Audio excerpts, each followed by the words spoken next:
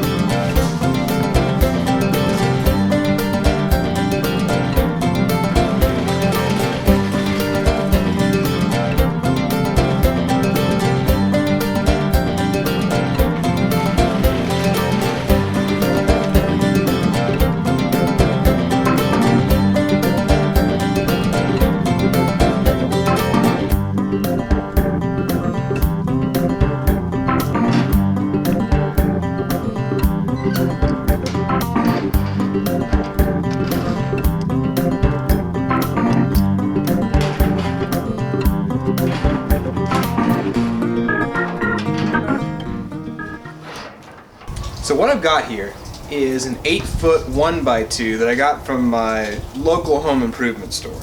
It's made of oak, which is it's a harder wood, which means that for something like stair nosing, it's going to come in contact a lot. You want something that's going to be able to stand up to all those footfalls year over year. So this is what we've got. Like I said, it's a 1x2. The actual dimensions are about 3/4 of an inch by 1.5 inches. But the first step is to find a center line on the board, and what we're going to do is resaw this piece of wood on the center line, so we've got two pieces that are somewhere between an 1/8 and 1/4 of an inch wide. So that's the first step we're going to do. We're going to do that on the table saw here, and I'm going to show you how we'll set that up. Alright, so here we are set up at the table saw.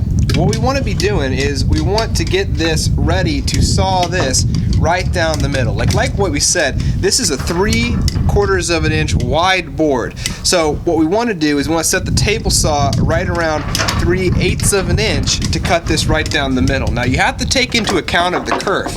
This thin kerf blade here is about 1/10 of an inch wide. So we're going to set up this saw blade to go right down the middle, which will leave us less than 3/8 of an inch for each side. Now I'm just using my little ruler here to get this measurement. I'm going to go right at 3/8 of an inch on the middle of that blade there. Now I'm of course going to take it on both sides. It's really important to have a nice and square saw fence for long rip cuts like this, because they're going to go right. It's going to go right down the middle of an 8-foot long board. So as you can see, I'll go ahead and give it an eyeball. This is going to cut down the middle of this board here. Alright, now that the fence is set up, we're just going to raise this blade. We need to raise this blade to where it goes all the way through this board. So we're going to keep bringing it up until we see it just over the top here. Alright, let's put it right up there and let's see. We are there. Now one of the reasons you want the blade to just come over the top like this is because how much blade is exposed is going to cause extra friction, and on a long rip cut like that, you want to reduce friction as much as you can. So by having the limited amount of the blade exposed, only enough to come all the way through the board, you're not going to introduce all this other friction that's going to come with this whole blade passing through the board. Alright, so now it's time we don our safety glasses and we're going to get this cut going.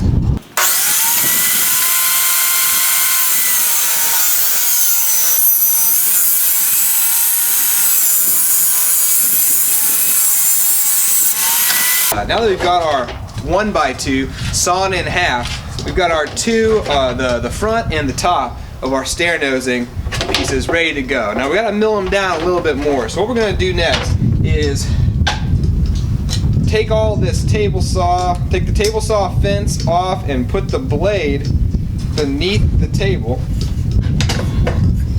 and bring out our planer.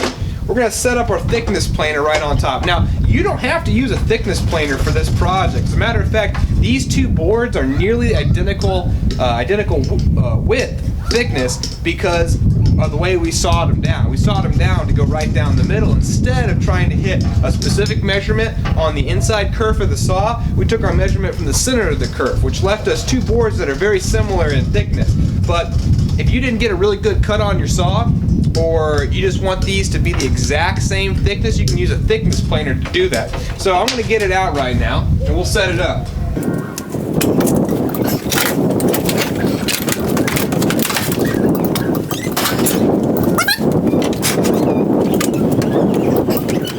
So now we got our thickness planer out.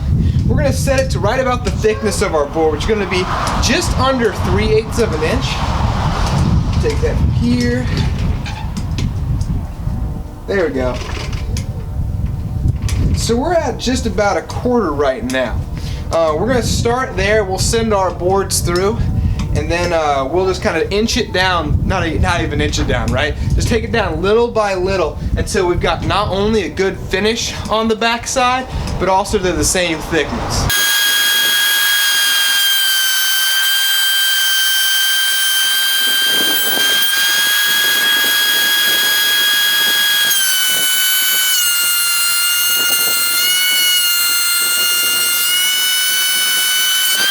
So after running these through the planer, we've got a real nice surface finish on it. The benefit of keeping really sharp blades like that is these things come out of the planer just real nice. So what we're left with right now is just under 1/4 of an inch each, and that's really great because we don't want this stair nosing to be really bulky. If your stair nosing's too thick, you'll end up having people tripping all over it when they're going up and down the stairs. So 1/4 of an inch is really great, and we're going to round off these edges too to make it easier for folks to walk over them. So the next thing we got to do is go back to the table saw. We'll put this planer back down where it goes. We'll put it away, and we'll get the table saw ready to cut our miter joint. Now, if you imagine, the stair nosing has to go together like this. And what we're going to do to achieve that is we're actually going to cut a 45-degree angle right here and here so we can mate the two surfaces, and the seam will be at the point.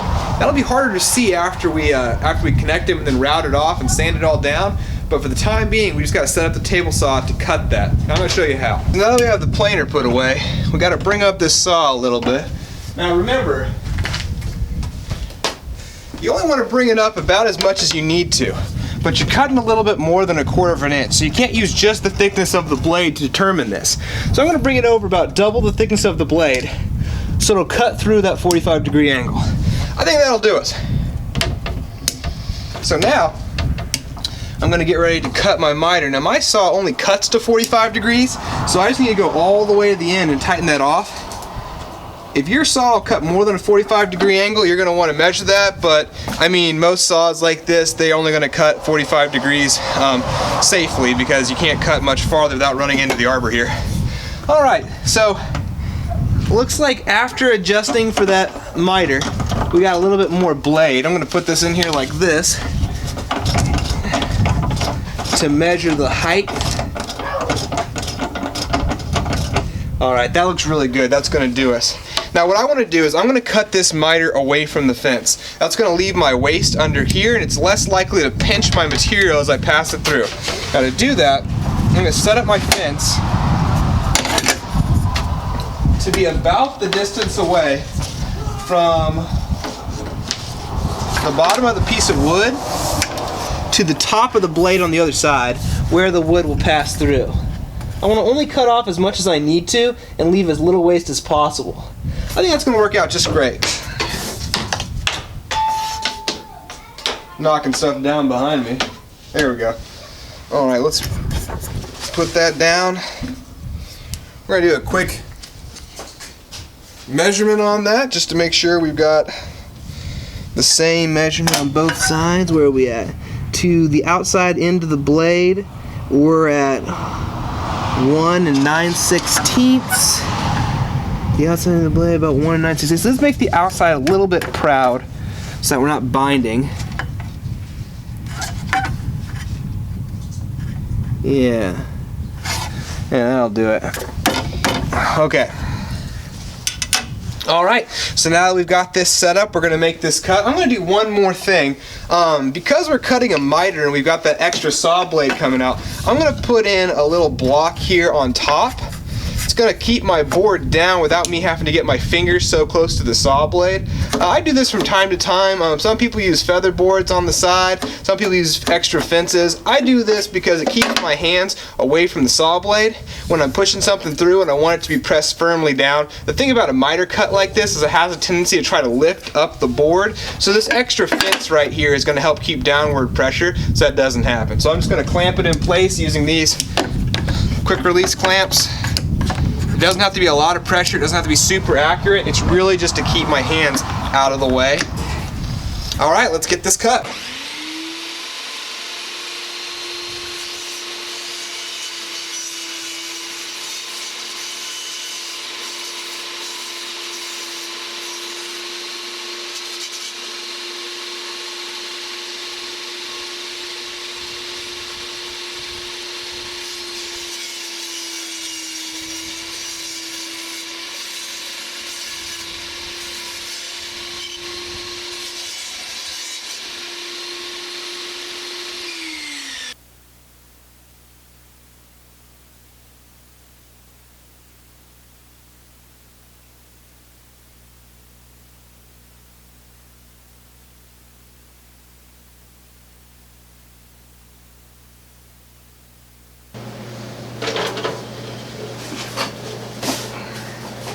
Alright, welcome to the basement shop.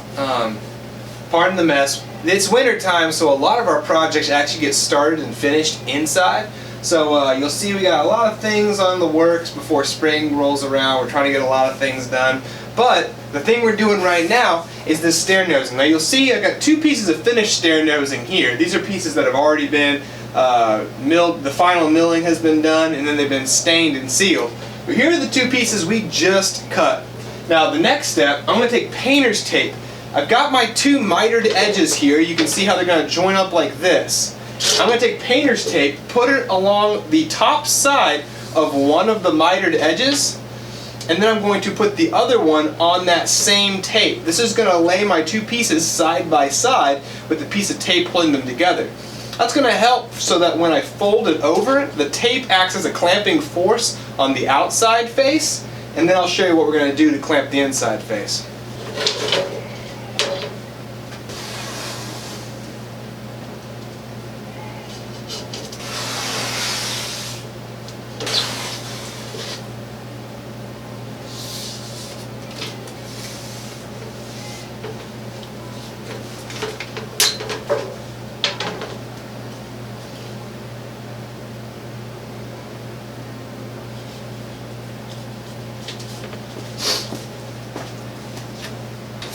Alright, now that we got that piece of tape running all the way through, you can see what it's going to look like. Once I roll this up, it's going to fold in half like this, and you can see it's going to clamp at a 90-degree angle, because it's going to follow that miter. So what I'm going to do now is I'm going to take a bead of wood glue, put it right down the center where those two miters come together in that valley. I'm going to go from one end to the other and then clean it up with my finger, and then we'll fold it in half. After we fold in half, I'm going to take my brad nailer and put a single brad, probably every 18 inches or so, on one side. So I'm going to go here, here, etc., all the way down. That's going to lock it in place. Those brad nails are going to be a great way to hold it in that 90-degree position. Any of you who do woodworking a lot know that 90-degree angles like that, especially on a miter, are really difficult to clamp. So the brad nailer is kind of my little secret on how to keep those edges together, so we end up with a 90-degree angle like that most of the way down the board.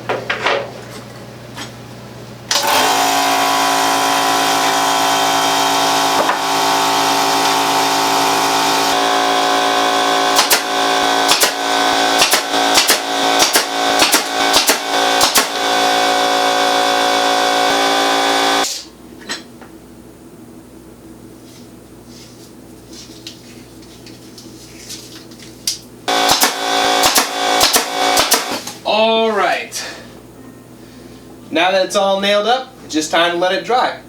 After it's dry, we'll remove the tape. We'll clean up some of these nails. As you can see, a couple of these nails came out the top. That's pretty easy to clean up. We'll clip them off, get them down below the surface, and fill in those holes. But as you can tell, it's not so noticeable on the end piece.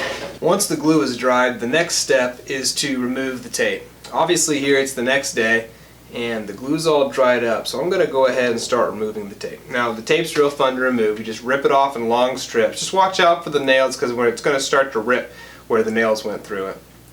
Once you get all the big pieces off, I go back with a knife and I scrape some of the smaller pieces off. I'm not looking to get every piece of tape off, I'm just looking to get most of it off, because a lot of those smaller pieces that get stuck in the glue are going to get cut off when I take it out to the router. With all the big pieces of tape removed, take it outside to the router.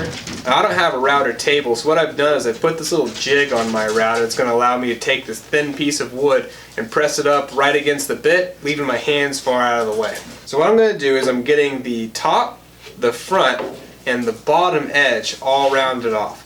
I'm just using a 1/4 inch round over bit with a little bearing on it so I can guide it across the edge of the stair nosing. Once I've got all the edges round over, I take it outside for some quick sanding. I'm not looking to this, it's already nice and finished, but I'm just looking to knock down any rough edges from the router and any other edges that were left over from when we nailed it together, and any glue that's still stuck on. Once it's sanded down, I bring it back inside. Here's where we're going to apply the stain and the spar urethane. But what I do is I prepare my applicator. The first thing I do is take a piece of cheesecloth, cut it down, roll it up, and fold it over into a nice little ball, and then use a pair of vice grips on it so I've got a nice long handle for my homemade applicator. We're going to put 2 coats of Minwax Classic Gray stain and 1 coat of Minwax Helmsman Spar urethane. I'm going to apply 2 coats of this stain, and I'm going to apply them in nice long strokes to try to get it deep within the grain. This oak has a pretty deep grain structure, so you're going to want to get it. You're going to want to make sure you've got plenty of stain to get down into those grains. Once both coats of stain have dried, I'm going to come back with the same way with another applicator and get 1 coat of spar urethane on there.